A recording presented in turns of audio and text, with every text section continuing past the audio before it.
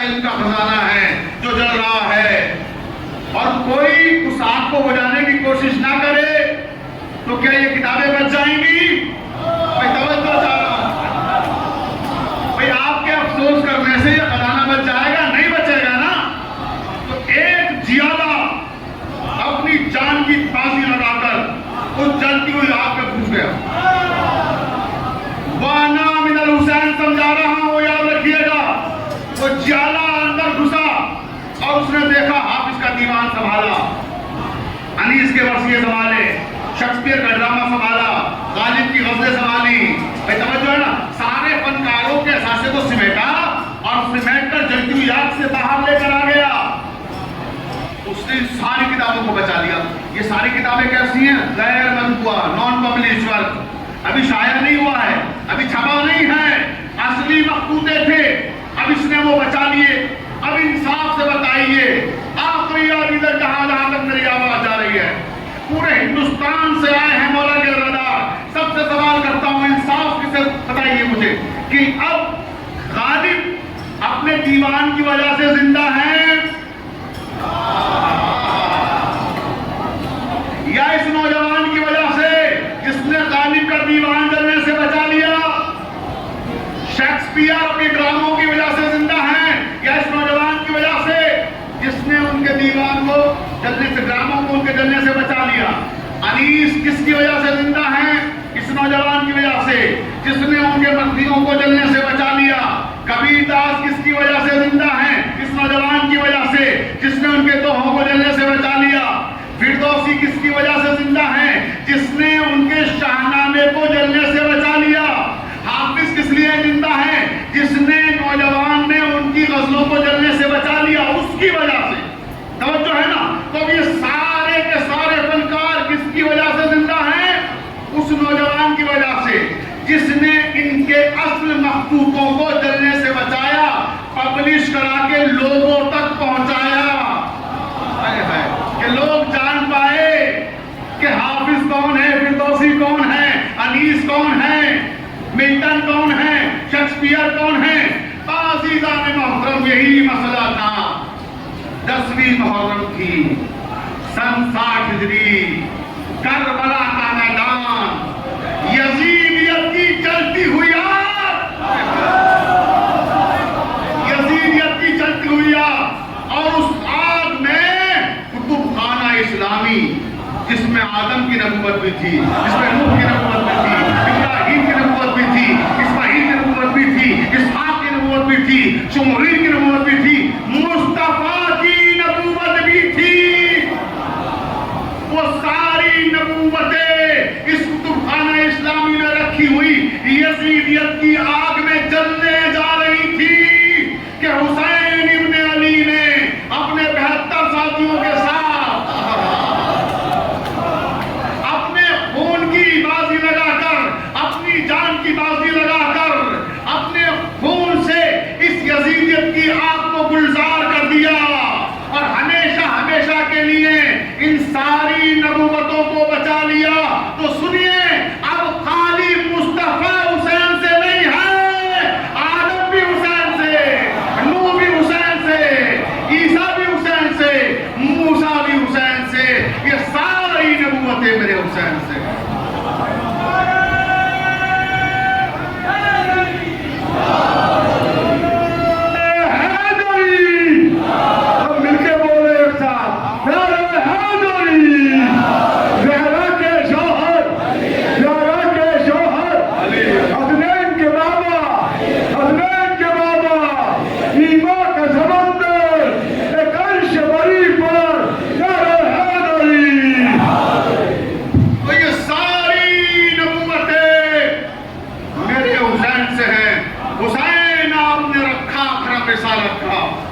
جہاں میں مصر نہیں آپ کی عبادت کا ہوا ہے ایسا اثر آپ کی شہادت کا، اب تک اب نہ اٹھے گا سوال بیعت کا، چراغ دین محمد جلا گئے ہیں حسین، یزیدیت کو جہاں سے بگا گئے ہیں۔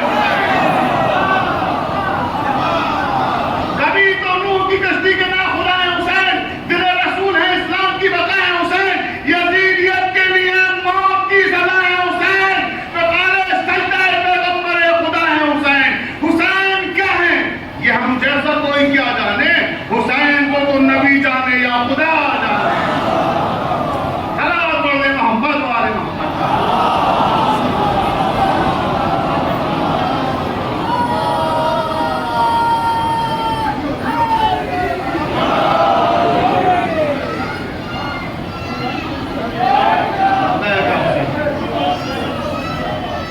یہ کوئی معصوم بچہ نہ لگا معصوم بچے کی آواز میں لبیک کہیں جو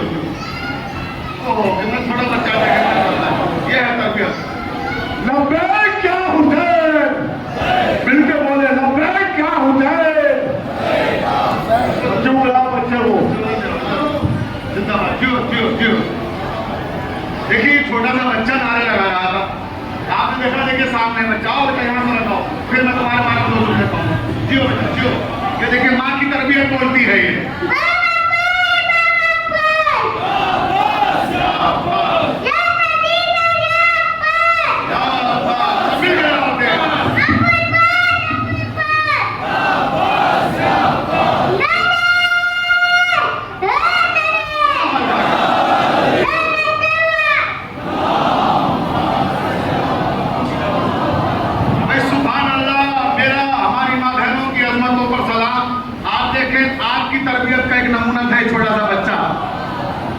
اس کو ہم نے بتایا نہیں کہ نعرہ لگاؤ اس کو کسی نے کہا نہیں نعرہ لگاؤ لیکن یہ مجلسوں سے پیدا ہونے والا شعور ہے یہ ولایت کا نور ہے جو بچوں میں ہماری مائیں تربیت کے وقت پیدا کرتی ہیں ہم بچوں کو سکھاتے نہیں ہیں کہ کب نعرہ لگانا ہے لیکن ماں کی تربیت بولتی ہے یہ نظم و بزم کی باتیں ہیں اس کو ہم سمجھتے ہیں دیکھیے چھوٹے بچے نے نعرہ لگایا نا اس بچے کی نظر کر رہا ہوں اس کی ماں کی عظمت پہ سلام اس کے باپ پہ ہزاروں سلام توجہ چاہتا ہوں یہ شعر اس کی نظر کر رہا ہوں یہ نظم و بزم کی باتیں ہیں اس کو ہم سمجھتے ہیں آخری آدمی تک دوسرے مصرع آپ کو سنبھالنا ہے یہ نظم و بزم کی باتیں ہیں اس کو ہم سمجھتے ہیں کہاں نعتِ نبی پڑھیے کہاں نعتِ نبی پڑھیے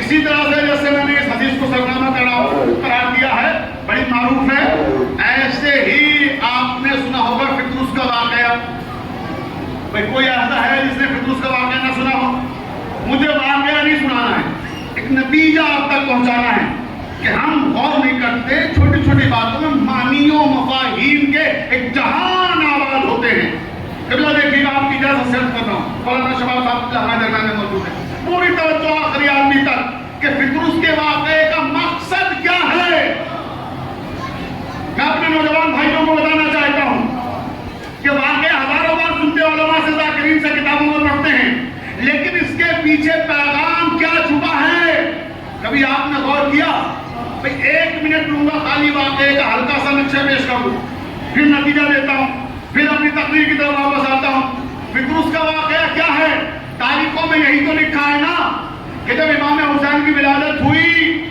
سید الانبیاء محمد مصطفیٰ کی خدمت میں مبارکباد دینے کے لیے سید الملائکہ آسمان سے 1,00,000 فرشتوں کا لشکر لے کر آئے مبارکباد دینے کے لیے کتنا لشکر 1,00,000 فرشتوں کا لشکر سردار کون ہے سید الملائکہ یعنی جبرائیل امین توجہ ہے اب تو آ رہے ہیں راستے میں کیا ہوا ایک نشیب میں فطرس پڑا ہوا تھا ان کی نگاہ پڑی فطرس پر واقعہ سنا رہا ہوں 1 منٹ کے اندر پھر نتیجے کی طرف آؤں گا فطرس پر نظر جیسی فطرس پہ نظر پڑی ادھر فطرس پر نظر پڑی ادھر سید الملائکہ کا کارواں جب رفتار میں جا رہا تھا رفتار تھوڑا سلو ہوئی دھیمی ہوئی آہستہ فطرس نے دیکھا کہ سید الملائکہ کہاں جا رہے ہو کہ تمہیں نہیں معلوم سید الانبیاء کے یہاں نواسے کی ولادت ہوئی ہے چھوٹے سرکار آئے ہیں مبارکباد دینے جا رہے ہیں کہا اچھا تو مجھے بھی لے چلو آؤ چلو پڑھ کے چلے آئے. اب یہاں ایک سوال قائم ہوتا ہے. اہل علم کا مجمع ہے, اہل دانش کا مجمع ہے, پورے ہندوستان سے یہاں میں نہیں جمع ہوئے ہیں. توجہ چاہتا ہوں, نتیجہ دینا چاہتا ہوں اس کی. جبرائیل امین کیا اس فرشتے کو اپنی مرضی سے رسول اللہ کے پاس لا سکتے ہیں جس سے اللہ 6000 سال سے ناراض ہو؟ کتنے دن؟ 1-2 دن کا قصہ نہیں ہے, 6000 سال سے اللہ ناراض تھا. کیا جبرائیل کی ہمت ہے جس سے اللہ ناراض ہو وہ اسے اللہ کی مرضی کے بغیر پیغمبر کی خدمت میں لے آئیں گے؟ نہیں لا سکتے. اگر اللہ کی مرضی کے بغیر لانا ہوتا تو 1 لاکھ کا لشکر لے کر تب بھی آئے تھے جب امام حسن کی ولادت ہوئی تھی. جان کے سنیے, جان کے سنیے. جب امام حسن پیدا ہوئے تھے تب بھی ایسے لشکر لے کے آئے تھے, مگر اللہ کا حکم نہیں تھا. آج حکم تھا, اشارہ تھا کہ ادھر سے جانا تو لے جانا. لے آئے. مبارکباد کی پیغمبر اسلام کو. واقعہ سنا ہوا ہے, بالوں پر نکل آئے, عذاب سے نجات بھی مل گئی اور جنت میں داخلہ بھی مل گیا. پھر اس نے یہی 2 چیزیں مانگی تھی نا کہ یا رسول اللہ, امام حسین کی پیدائش پر مبارکباد دینے کا انعام مجھے جنت چاہیے, واپسی جنت میں, اور بالوں پر جب گئے ہیں بالوں پر چاہیے. بہت توجہ عزیزان محترم, مجھے انصاف سے بتائیے کہ جب یہ یہاں آیا تو ہوا کیا؟ جبرائیل نے کہا یا رسول اللہ, فکر حسین بالوں پر چلے گئے, کہا حسین کے کہوارے سے بس کر دو. یا رسول اللہ, دستے ادب جوڑ کے عرض کر رہا ہوں, وما ارسلناک الا رحمۃ للعالمین, ساری کائنات کے لیے رحمت بنا کر بھیجے گئے ہیں. دستے رحمت بھیج دیجیے. بھائی ساری کائنات کے لیے رحمت بن کے آئے ہیں, کیا ضرورت ہے کہ حسین کے کہوانے کی طرف بھیج رہے ہیں؟ اپنا ہاتھ پھیر دیجیے, یہ شفایاب ہو جائے گا. کہ نہیں, آج اللہ کچھ اور چاہتا ہے, آج اللہ کچھ اور چاہتا ہے. کہ جاؤ حسین کے کہوانے سے مس کرو. کہوانے سے مس کیا, جیسی مس کیا بالوں پر نکل آیا. آپ کا سنا ہوا واقعہ, مم مسلی کہتا تھا, آسمان کی طرف اڑنے لگا اور جنت میں داخلہ ہو گیا. بس یہ تھا نا واقعہ. اب نتیجہ سنیے جس کے لیے زحمت دی ہے. اب مجھے انصاف سے بتائیے گا, اس فرشتے سے جس کا نام فطرس ہے, اس سے کون ناراض تھا؟ رسول اللہ ناراض تھے؟ جواب ملے گا نہیں. امام حسین ناراض تھے؟ جواب ملے گا نہیں. ناراض کون تھا؟ اللہ. مگر راضی کیسے ہوا وہ؟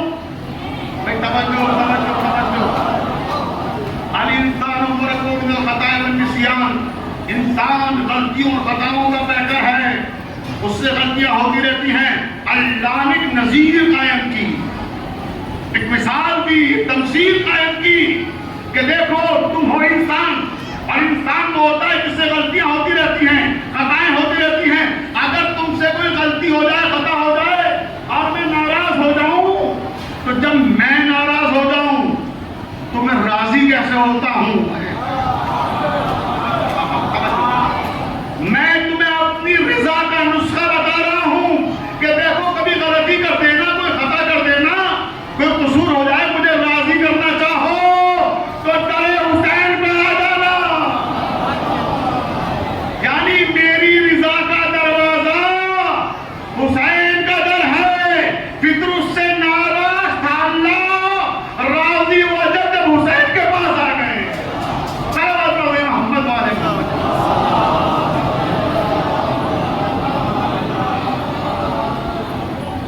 ناراض تھا اللہ, راضی کب ہوا؟ جب در حسین پہ آ گئے. ویسے کوئی خطا ہو جائے, کوئی غلطی ہو جائے, دروازے کھلے ہوئے کہ جاؤ یہاں جا کے معافی مانگو, اللہ راضی ہو جائے گا. اب توجہ عزیزان محترم, اس پر آنے پر بھی بہت توجہ چاہیے گا اپنے تمام سننے والوں کی کہ تاریخ میں آپ نے پڑھا ہوگا کہ حضرت ابراہیم, حضرت نوح, حضرت اسحاق, حضرت موسیٰ, یہ سب اللہ کے انبیاء میں ہیں, نبیوں میں سے ہیں. ان کا ذکر قرآن مختلف مقام پہ آیا. انہی نبیوں میں نبی ہے نوح. جناب نوح کے بارے میں ہے کہ وہ جب تبلیغ کے لیے نکلتے تھے تو قوم ان پر پتھر مارتی تھی, زخمی ہو جایا کرتے تھے اور بہت بری طرح زخمی ہو جایا کرتے تھے. جب وہ زخمی ہوتے تھے پھر کیا ہوتا تھا, توجہ چاہتا ہوں. دیکھیے اندازہ لگائیے کہ فطرت جو ہے یہ کوئی معمولی فرشتہ نہیں ہے جو در حسین پر آیا ہے. اب اس کا احساس کرا رہا ہوں کہ یہ ہے کون جو در حسین پر آیا تھا. پوری توجہ ظالم محترم. تو علماء نے لکھا جب منہ زخمی ہوتے تھے تو ان کے زخموں پر ایک فرشتہ آتا تھا جو اپنے کافری پر رکھ دیتا تھا, اور جیسے ہی وہ کافری پر ان کے زخموں میں رکھتا زخم منتقل ہو جاتے, وہ شفا یاب ہو جاتے, صحت مند ہو جاتے اور پھر تبلیغ کے لیے نکل جاتے. تو علماء نے لکھا کہ یہ فرشتہ کون تھا جو نوح کے زخموں کو آگے اپنے پر رکھتا تھا اور نوح شفا یاب ہو جاتے تھے. وہ فرشتہ تھا فطروس. ارے بھائی جان کے سنیے گا, جملہ لینے جا رہا ہوں. فطروس وہ فرشتہ ہے جو انبیاء میں شفا بانٹتا ہے, جو انبیاء میں شفا بانٹے. جب دو محتاج شفا ہو تو در حسین پاتا ہے.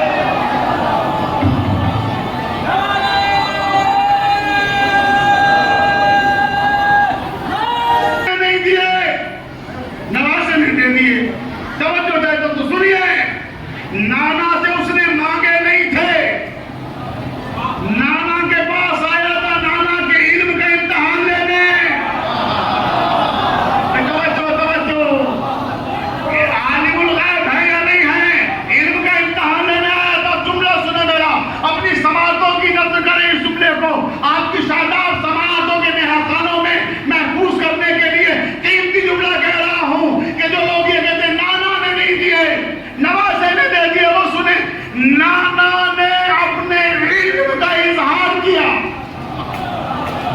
جملہ سمجھیے گا, نانا نے اپنے علم کا اظہار کیا غیب کی باتیں بتا کر. نواسے نے اولاد عطا کر کے اپنے اقتدار کا اظہار کیا.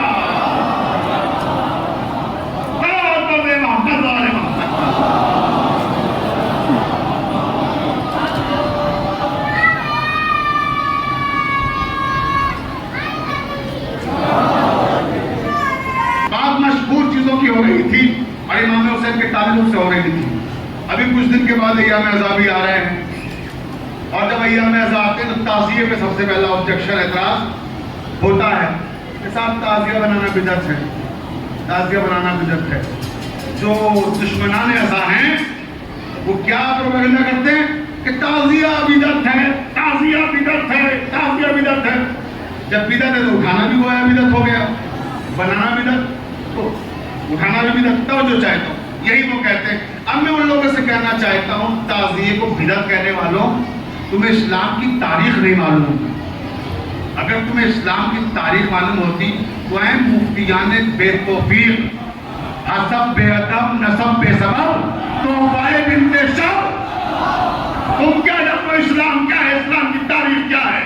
توجہ عزیزان محترم, سنیں گا کہ تعزیے کو بدعت کہنے والوں کو جواب دے رہا ہوں. بس امام حسین کے ڈیفینس میں گفتگو ہو رہی ہے کہ تعزیہ بدعت کیوں بدعت, کیونکہ تعزیہ بدعت کیوں, اس میں شبیہ بنانا بدعت ہے. مفتی کہتے ہیں تعزیہ کیوں بدعت ہے, کیونکہ شبیہ بنانا بدعت ہے. اچھا یہ سچ ہے کہ تعزیہ ہے تو شبیہ, اس سے انکار نہیں کر سکتے. تعزیہ کیا ہے اپنے بچوں کے لیے عرض کر دوں, امام حسین کی زرین جو کربلا مولا میں ہے اس کی شبیہ ہے تعزیہ. جو مولا کے ظاہر وہاں تک نہیں پہنچ پاتے ہیں کربلا تک, وہ تعزیے کے سامنے اپنی دعائیں مانگتے ہیں. تو کہتے ہیں صاحب تعزیے کے سامنے دعائیں مانگنا بھی بدعت. بس ان دو باتوں کو اپنی گفتگو کا حصہ بنا کر بات تمام کر رہا ہوں. اب وقت میں بالکل بھی گنجائش نہیں ہے, لیکن جان کے سنیے گا, بہت قیمتی بات ہے. کیا کہ تعزیہ شبیہ ہے, شبیہ بنانا بدعت ہے. اب آئیے شبیہ بنانا اگر بدعت ہے تو اب میں پوچھنا چاہتا ہوں عالم اسلام سے, اے میرے مسلمان بھائیوں, اے میرے بھولے بھولے مسلمانوں,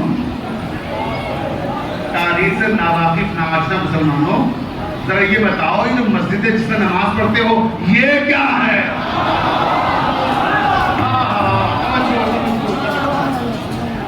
یہ مسجدیں کیا ہیں جس میں تم صبح شام جا کے عبادتیں کرتے ہو، یہ ہیں کیا؟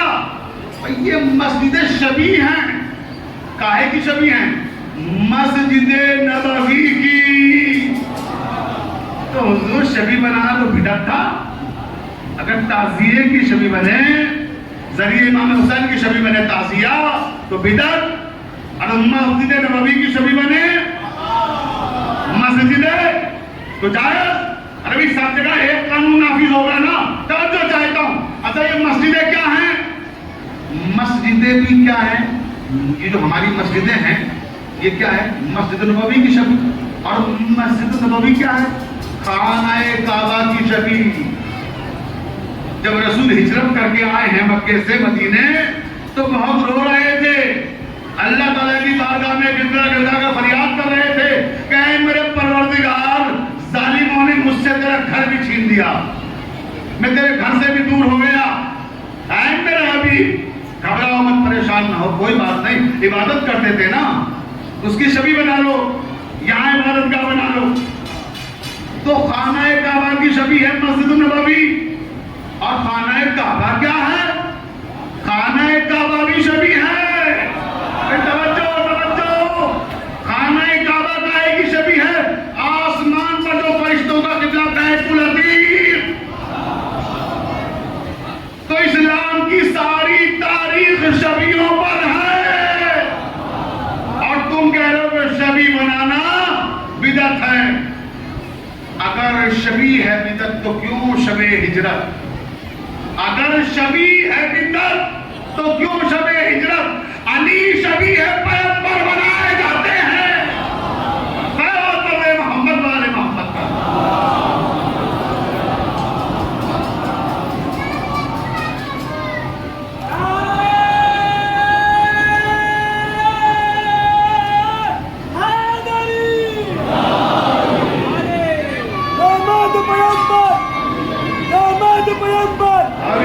زہرا کے شوہر، حسنین کے بابا، حسین کے بابا، ہم سب کا مولا، یہ نبی نے بولا، یہ جس کا مولا، یہ اس کا مولا، یہ حق کا مولا، تم سب کا مولا، ہم سب کا مولا. زور سے بولو، زور سے بولو، مل کر بولو. جو کر لے تیری قبر کے بعد، تیری قبر کے اندر، تیری قبر کے اندر نعرہ حیدری.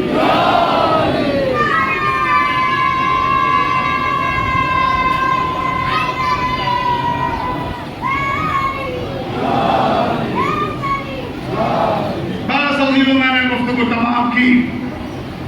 تو یہ ہے شبی. شبی بنے ہوئے اسلام میں اگر بدعت ہے تو پورا سلسلہ ہے.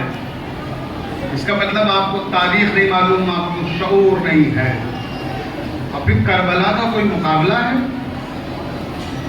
کربلا سے کوئی دنیا کی طاقت مقابلہ نہیں کر سکتی. ایک طرف خانہ کعبہ، ایک طرف کربلا. خانہ کعبہ کا تقدس بھی برقرار اور کربلا کی عظمت بھی برقرار. مگر اے مسلمانوں، فرق سمجھ لو. خانہ کعبہ میں پچھلے سال جب حج ہوا تو حج کرنے کے لیے کتنے لوگ گئے تھے یاد ہے؟ فقط 25 لاکھ لوگ، یعنی 73 فرقوں کے مسلمان جب مکے میں جمع ہوئے کعبے میں تو 25 لاکھ تھے. اور امام حسین کے 40 میں کربلا میں فقط ایک فرقے کے لوگ تھے، 5 کروڑ تھے. لہو میں تر ہیں مگر مسکرائے جاتے ہیں. لہو میں تر ہے مگر مسکرائے جاتے ہیں. شہید ہو کے بھی سجدے میں پائے جاتے ہیں.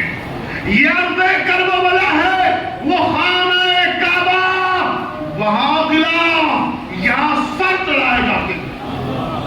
یہاں سر چڑھائے جاتے ہیں. بس 5 منٹ کے اندر میں اجتماع ہو جائے گی، نماز کا وقت قریب آ گیا. ایک چھوٹی سی روایت، اس سے زیادہ کا وقت نہیں ہے.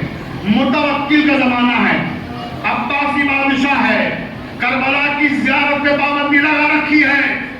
اپنے وزیروں کو بلاتا ہے، مصاحبین کو بلاتا ہے اور کہتا ہے خبردار کوئی کربلا کی زیارت کے لیے نہ جا پائے. قائم تم سے پہلے کتنی کوششیں ہوئی, کوئی نہیں روک پایا کہ نہیں ہم روکیں گے. ٹیکس اتنا لگا دو کہ لوگ ادا نہ کر پائیں. اعلان کر دیا بادشاہ نے, اتنا ٹیکس لگا دو کہ لوگ ادا نہ کر پائیں, کربلا نہ جانے پائیں. ٹیکس لگا دیا گیا, اعلان کر دیا گیا اب اسے کربلا جانا ہو کل بادشاہ کے محل کے سامنے آ جائے.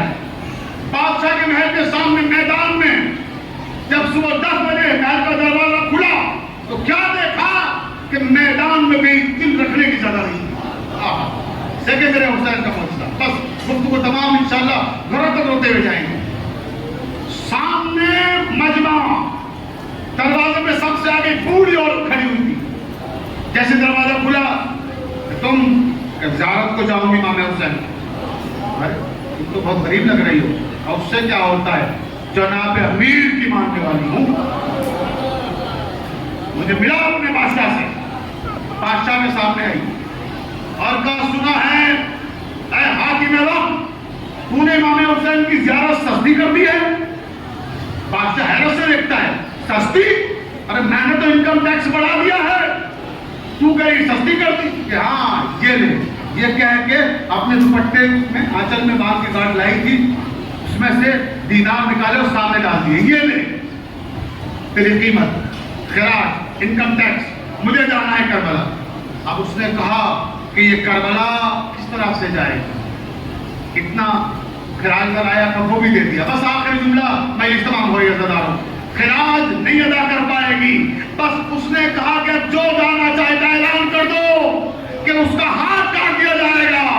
اگلے دن آئی, دروازے پہ سب سے آگے کھڑی ہوئی تھی, ہاتھ سر میں رکھا ہوا تھا, بادشاہ کے سامنے پیش ہوئی. جیسے بادشاہ کے سامنے آئی, بادشاہ نے کہا تو پھر آ گئی؟ کہا میں آ گئی, میں کربلا جاؤں گی. تجھے معلوم ہے ہاتھ کاٹا جائے گا, کاٹ دے. کہ یہ ہاتھ سر پہ رکھ کے کیوں آئی ہے؟ تب مجھے نہیں معلوم, جو چیز حسین کی ہو جاتی ہے ہم اسے بلندی پہ رکھتے ہیں. عزاداروں نے مضمون کربلا, متوقع کہتا ہے اس کا ہاتھ کاٹ دو. صحیفہ کا ہاتھ کاٹ دیا گیا. جیسے ہی ہاتھ کاٹا گیا, اب چلی جاؤں زیارت کے لیے, اپنے مولا کی زیارت کے لیے چلی جاؤں. کہا اچھا, ہاتھ کٹنے کے بعد بھی کربلا جانے کا جذبہ, دوسرا ہاتھ کاٹ دو. دوسرا ہاتھ بھی کاٹ دیا گیا. کہا اب چلی جاؤں, کہ اس کا پاؤں کاٹ دو. پاؤں کاٹ دو, ایک پاؤں پہ کھڑی تھی, کہتی اب چلی جاؤں کربلا. عزاداروں نے کہ کربلا کے لیے کتنی قربانیاں دی ہیں. آخری جملہ میری تمام ہو گئی, اب چلی جاؤں کربلا. کہ اس کا دوسرا پاؤں بھی کاٹ دو. پاؤں کاٹا, صحیفہ منہ کے بل گری. جیسے گری کہ اٹھاؤ, اس کو اٹھا کے باہر پھینک دو. جیسے باہر پھینکنے کے لیے لوگ چلے اور دروازے پہ آئے, باہر اٹھانا اس بوڑھی عورت کو. جیسے اٹھانا, ایک گھوڑا سوار آیا, ہاتھوں کو پھیلایا, میری زائرہ, ارے میں تجھے کربلا لے جانے کے لیے آیا ہوں. بوڑھی عورت نے بادشاہ کی طرف دیکھا, کہے بادشاہ تیرا شکریہ, پہلے مجھے اپنے پاؤں سے چل کے جانا پڑتا. ارے میرا مولا خود مجھے لینے آ گیا.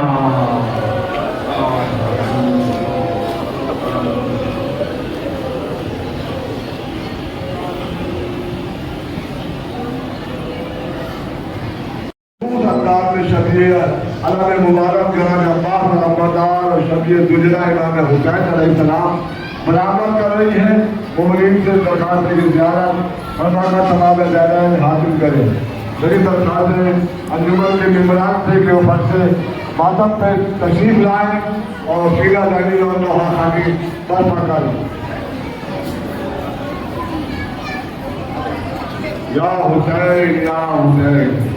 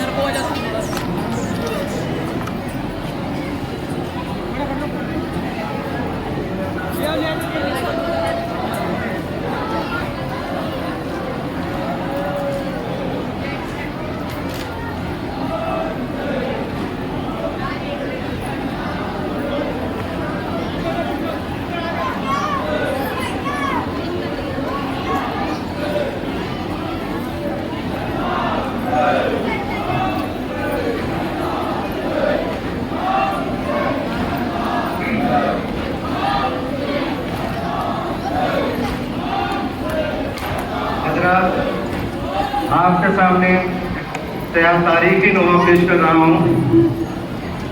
سماعت فرمائیے.